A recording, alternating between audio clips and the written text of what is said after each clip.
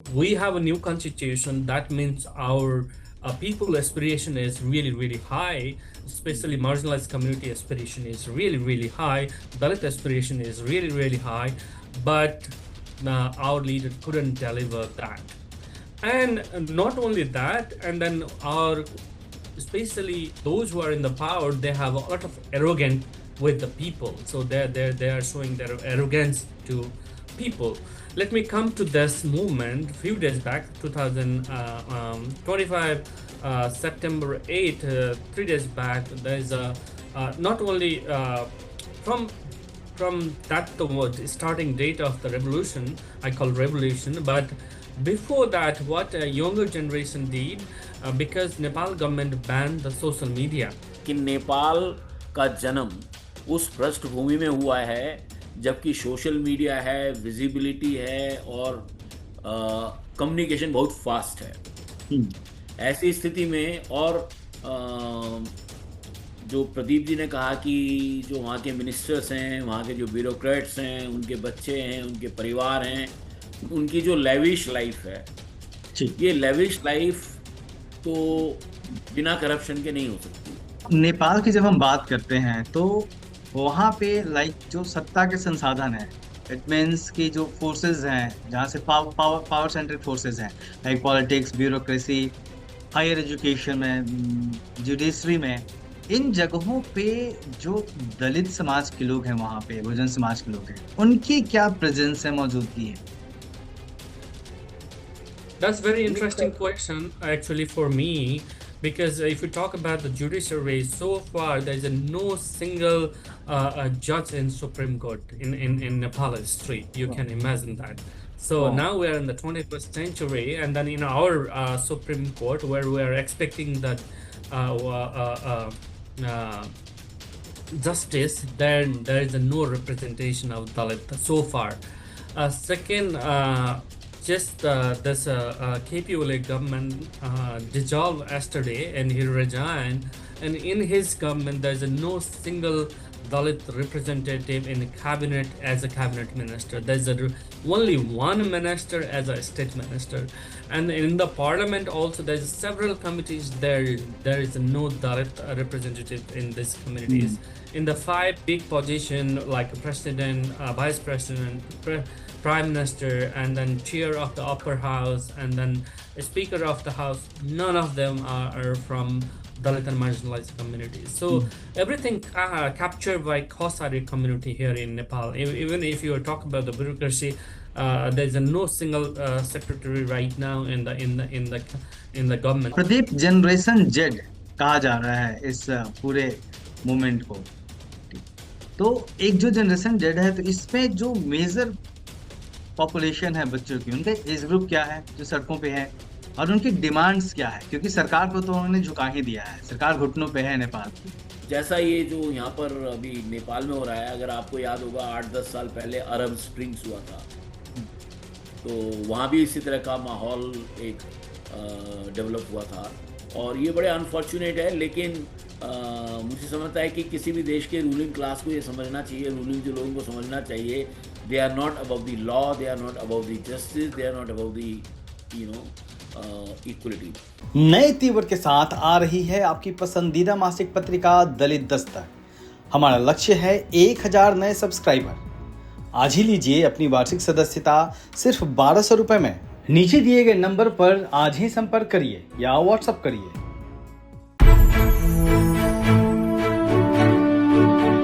जय भीम, नमस्कार, मैं हूं अशोक दास, आप देख रहे हैं दलित दस्तक। हमारे साथ दो खास मेहमानों को आप स्क्रीन पे देख रहे हैं जो हमारे साथ जुड़े हुए हैं।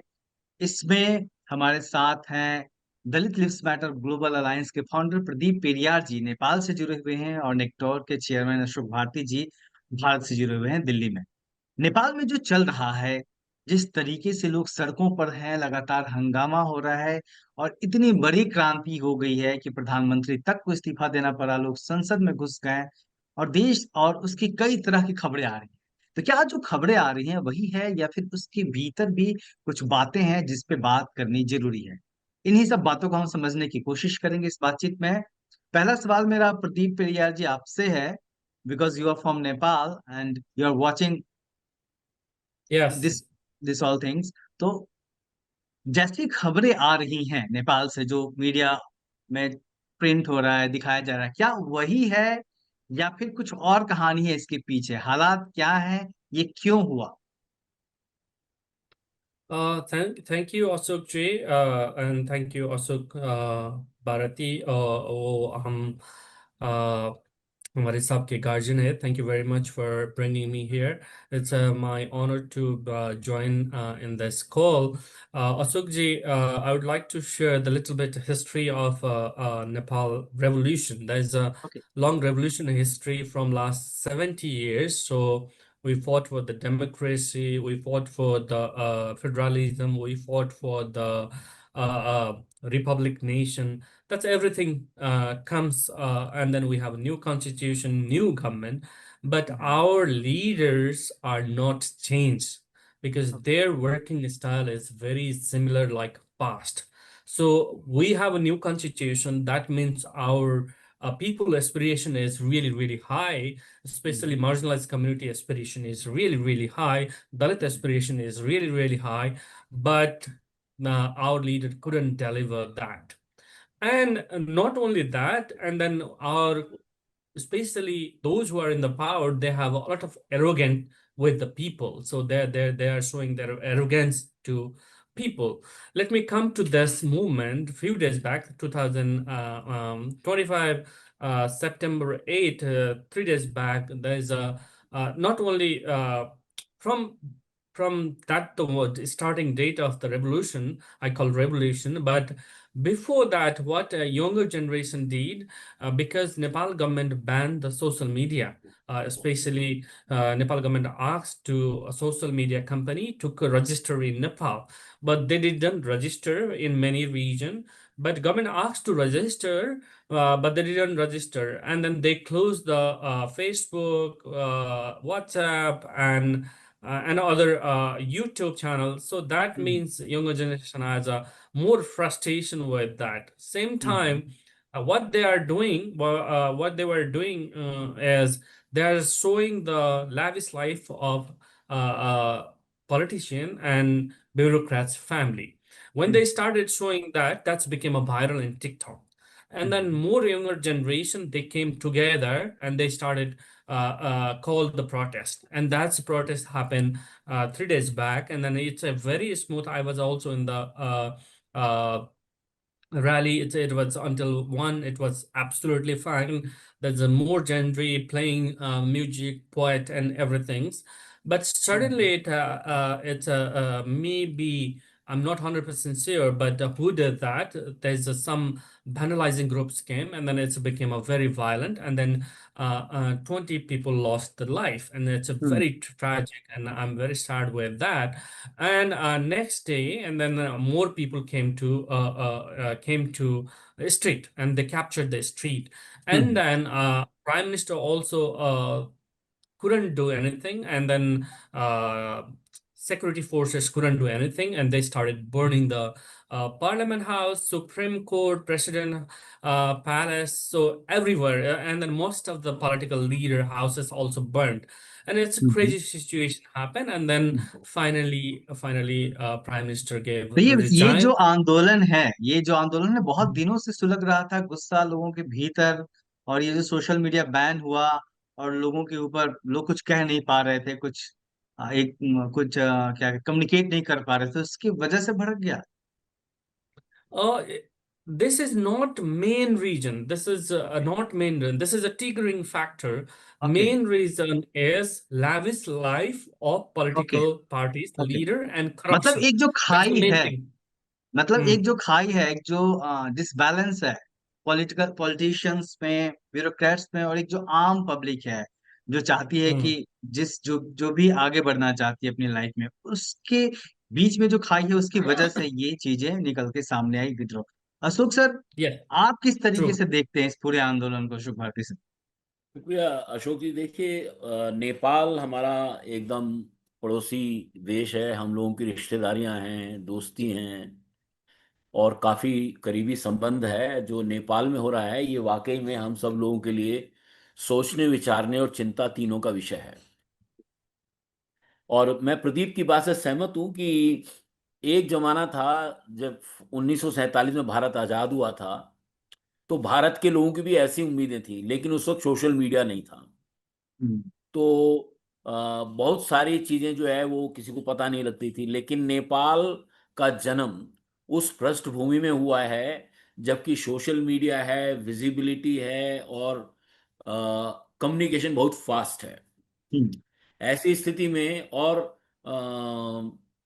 जो प्रदीप जी ने कहा कि जो वहाँ के मिनिस्टर्स हैं, वहाँ के जो ब्यूरोक्रेट्स हैं, उनके बच्चे हैं, उनके परिवार हैं, उनकी जो लेविश लाइफ है, जी, ये लेविश लाइफ तो बिना करप्शन के नहीं हो सकती है। हम्म, तो ये जो करप्शन है, और करप्शन जो है, क्योंकि बिहार जो नेपाल में लोग उसको देख सकते हैं, क्योंकि मैं तो नेपाल बहुत हम्म, आता जाता रहता हूँ, जी और जी जी, इसीलिए मैं चाहता तो था कि इस बातचीत में आप जी भी शामिल हो। जी, तो मेरी समझ ऐसी है कि नेपाल में जो डेवलपमेंट हो रहा है बहुत अनइवन डेवलपमेंट है, और ये हमें समझना है कि जो भी व्यवस्था ब्राह्मणिकल है, हम्म, जो ब्राह्मणिकल वैल्यूज वाले लोग चलाते हैं, वहां पर जो है ये असमानता, ये डिफरेंसेस बढ़ेंगे, कम नहीं होंगे। हम्म, क्योंकि जी, जो लोग ऑलरेडी पावर में हैं, जो हम्म, लोग पावर गेन कर रहे हैं, तो हम्म, जो पिछड़ा है, जो गरीब है, जो विपिन है, जो किसी भी तरीके से मजबूर हम्म, आदमी है, वो देखेगा, वो पूछता है कि वो इतना कमजोर क्यों है। तो हम्म, मुझे लगता है कि ये एक वो भी है। दूसरा, हमको ये भी समझना है कि जियो पॉलिटिकल रीजन भी नेपाल की इंस्टेबिलिटी के पीछे हो सकते हैं। हम्म, नेपाल में बड़े पैमाने पर जो मल्टीनेशनल कॉरपोरेशंस, चाइना और दूसरे देशों का इन्वेस्टमेंट भी है, हम्म, और ज्यादातर लोग जो चाहते हैं कि ओपन डोर पॉलिसी चाहते हैं। नेपाल इस हम्म, मामले में अभी भी थोड़ा सा कंजर्वेटिव है। वहां हम्म, अभी भी सरकार जो है बहुत सारी चीजों को कंट्रोल करती है। वो हम्म, भी एक रीजन हो सकता है। लेकिन सबसे बड़ा रीजन ये है कि, और मुझे लगता है कि सभी सरकारों को समझना चाहिए कि ऐसे जमाने में जबकि जॉब्स कट हो रही हैं सब जगह पर, जॉब्स हम्म, कम हो रही हैं, और नौजवान बड़े पैमाने पे शिक्षित हो रहे हैं, हम्म, और उनके पास वो टूल्स हैं कि जिससे वो ये जान सकते हैं कि इन्वेस्टमेंट कहाँ पर हो रहा है, कहाँ पर नहीं हो रहा है। तो ये जो हम्म, अनइवन डिस्ट्रीब्यूशन ऑफ रिसोर्सेज है, uneven development of the Nepal है, नेपाल में पहाड़ी वर्सेस मैदानी का भी जो एक इशू है, तो ये तमाम हम्म, ऐसे फैक्टर्स हैं। और हमें समझना है, क्योंकि नेपाल एक लैंड लॉक कंट्री है, जो हम्म, समुद्र जिसके पास नहीं है, तो उसको बहुत सारा जो डिपेंडेंस है वो भारत जैसे देश के पास, या जो दूसरे देश हैं उनसे उसका बहुत संबंध का भी इशू है। जी। तो Pradeep, Pradeep, is there any caste issue in this all protest, caste factor? Uh, so far not directly. We can't say directly, but Okay. right now we are demanding when there is an interim government was formed, we are demanding the inclusive government. Interim government should be there. When there now negotiation is going on with Gen Z, especially there's Gen Z, younger Hmm. generation, they're having the negotiation, and we're putting the a clear agenda about the federalism, non-negotiable federalism, constitution, and republic country. And same time, we are this is non-negotiable agenda as inclusive Hmm. Hmm. government. New government should be the inclusive government. Hmm. Uh, yes, that's one of the thing we're demanding. Okay. Nepal की जब हम बात करते हैं तो वहां पे like जो सत्ता के संसाधन है, इट मीन्स कि जो फोर्सेस हैं जहाँ से पावर सेंट्रिक फोर्सेस हैं, like politics, bureaucracy, higher education में, जुडिशरी में, इन जगहों पे जो दलित समाज के लोग हैं, वहां पे बहुजन समाज के लोग हैं, उनकी क्या प्रेजेंस है, मौजूदगी है? That's very मुझे लगता है interesting question actually for me, because if you talk about the judiciary, so far there's a no single judge in Supreme Court in Nepal history. You can imagine that. So वाह। now we are in the 21st century, and then in our Supreme Court, where we are expecting that uh, uh, uh, uh, justice, then there is no representation of Dalit so far. Second, just this KPULA government dissolved yesterday and he resigned.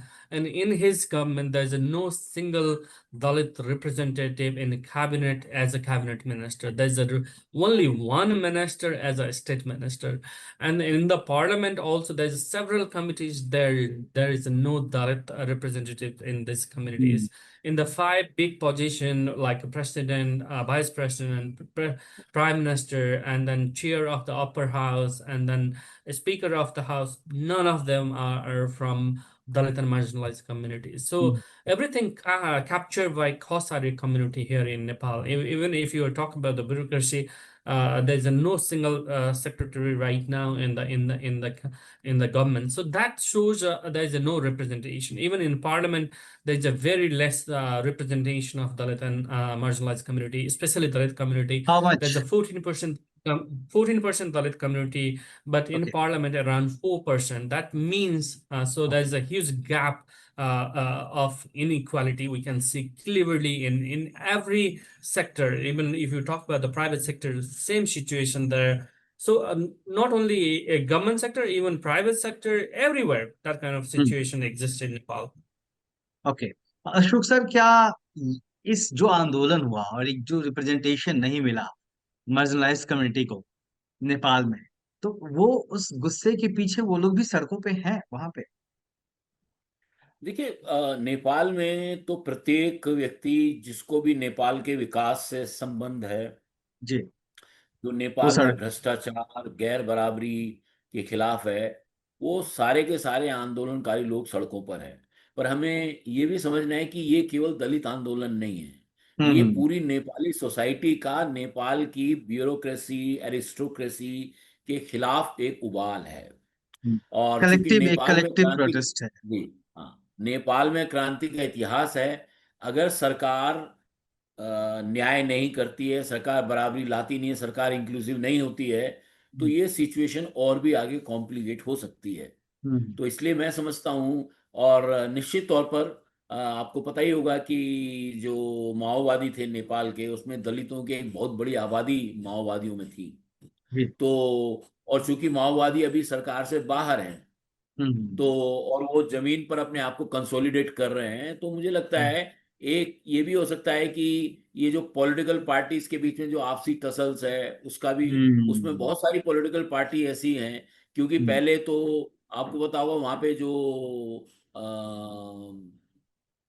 Koirala जी की party और प्रचंड जी की party, पहले उन दोनों की सरकार थी। अब हम्म। प्रचंड सरकार से बाहर हैं, तो अब हम्म। कोयराला और ओली जी की सरकार है। जी। तो एक तरफ कांग्रेस है, नेपाली कांग्रेस है कोयराला लेड, और एक तरफ जो है सीपीयूएन जो है, एमाले कहते हैं ना उसको, वहां पे हम्म। एमाले कहते हैं, तो हम्म। उनकी उनकी सरकार, उन दोनों की संयुक्त जॉइंट गवर्नमेंट है, जबकि माओवादी बाहर हैं। तो वहां हम्म। की सिचुएशन जो है, मुझे लगता है क्योंकि नया नया देश है, नई नई क्रांति हम्म। है, और डेमोक्रेसी में नेगोशिएशंस, पॉलिटिकल नेगोशिएशन तब तक चलते जी। रहते हैं जब तक फोर्सेस स्टेबलाइज नहीं होती। मुझे लगता हम्म। है नेपाल में भी सोशल फोर्सेस का स्टेबलाइजेशन होना बाकी है। पर ये एक अच्छी बात है कि नेपाल में जो सोशल फोर्सेस हैं, शुरू से ही जी। नेपाल में जो हेजेमनिक ब्राह्मणिकल ऑर्डर है उसको चैलेंज हम्म। कर रहे हैं। ये एक हम्म। स्वास्थ्यपूर्ण चीज देखी जा सकती है, और मुझे लगता है इससे निकलकर नेपाल एक ज्यादा समावेशी बनेगा, ज्यादा हम्म। उसमें डिफरेंट सेक्शंस ऑफ सोसाइटी की हिस्सेदारी होगी। और मुझे हम्म। लगता है किसी हद तक अगर नेपाल में ये प्रोसेस चलती है, तो नेपाल के लोग भी इस बात को क्योंकि नेपाल में बहुत बड़ा सिविल सोसाइटी सेक्टर बड़ा मजबूत है वहाँ, हम्म। और ज्यादातर जो लोग हैं पॉलिटिकल पार्टी सिविल सोसाइटी में बहुत अच्छा रिलेशन भी है वहाँ। जी। तो मुझे आप। लगता है कि वो भी एक है कि लोगों के बीच में ग्रास रूट पे काफी पैठ पैठ है उन लोगों की। हम्म। तो ये मुझे लगता है कि एक उम्मीद भी दिखाते हैं कि नेपाल में रिसेप्टिविटी ज्यादा है। जैसे फॉर एग्जांपल, हम्म। नेपाल ने अंतरराष्ट्रीय स्तर पे स्वीकार किया हमारे यहाँ दलित हैं, जबकि भारत हम्म। ने अभी तक जो अनटचेबिलिटी, गैर बराबरी को अभी तक कहीं स्वीकार नहीं किया है। तो हम्म। बहुत सारी चीजें अच्छी हैं, बहुत सारी डेवलप हो रही हैं, बहुत सारी हम्म। वर्क इन प्रोग्रेस है। और मुझे लगता है कि ये जो नौजवानों का गुस्सा है, ये भी नेपाल के निर्माण के लिए वर्क इन प्रोग्रेस का हिस्सा है। जी। प्रदीप, जनरेशन जेड कहा जा रहा है इस पूरे मूवमेंट को। ठीक है। तो एक जो जनरेशन जेड है, तो इसमें जो मेजर पॉपुलेशन है बच्चों की, उनका एज ग्रुप क्या है जो सड़कों पे है, और उनकी डिमांड्स क्या है, क्योंकि सरकार को तो उन्होंने झुका ही दिया है, सरकार घुटनों पे है नेपाल की, ये साफ देखा जा सकता है। और समझौते की क्या उम्मीद है, 1 हफ्ते होने को है, क्या होना है आगे? Mm. Uh, Thank you for this is important question. So most of the there's Gen Z are under 28 age groups that fall in. So right now, Gen Z are having conversation within the among their groups because this is a leaderless protest. So they don't have one leader. So that they are having now convening among 4,000 people and then having discussion from last 8 hours. So it's a very long process, and they're finding the few leaders, and then they're planning to have a negotiation with the president, and then they will figure out the one name for the interim government, like last Bangladesh, or we can call Sri Lanka also, but maybe someone from reputed person who is accepted to work from all the groups. So they're selecting one, and then they're having negotiation on some of the things, especially on the issues of corruption and involvement of the Gen Z in this process. So first they will find out one person, and they will formulate the, hopefully that person will formulate the cabinet, and that will be interim cabinet for a few months, for 6 months or maybe 1 year. And by the time there will be an election, and then party will join the election, and hopefully after that, that new government will run the country in within 1 year. That's my prediction right now. Still, negotiation is not happening, so I can't tell you right now what exactly looks like. But things in going in that direction right now. Pradeep, you want to add anything more? You want, So I missed to in ask. this I missed context, to ask to you, and this is in important. this context, where in this context I really look forward. In this context, I really want to add one thing, that's during the interim government formulation process, we need a Nepal and then international community also need to ask for the inclusive government. So Dalit are left behind all the time. So this time Dalits should be involved in this decision making process.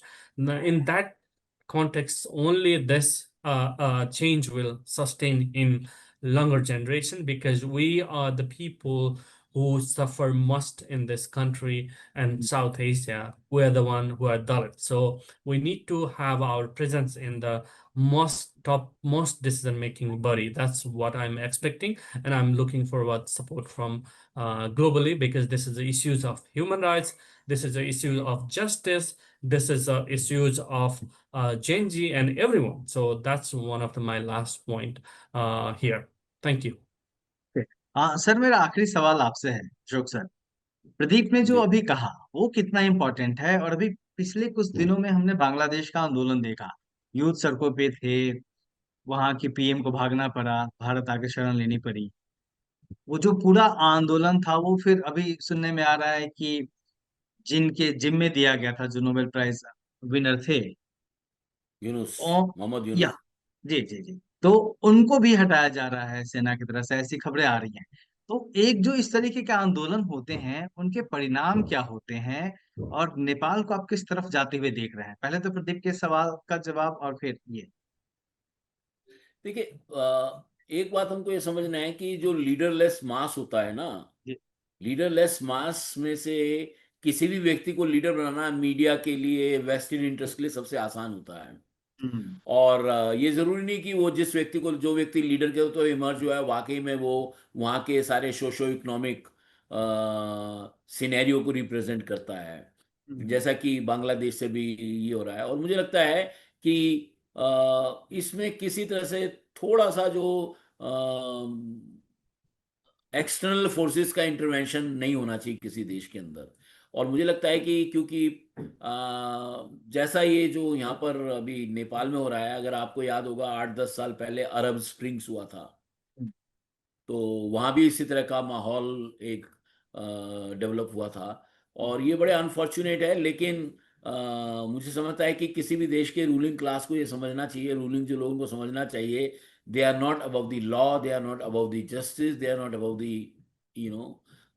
Equality.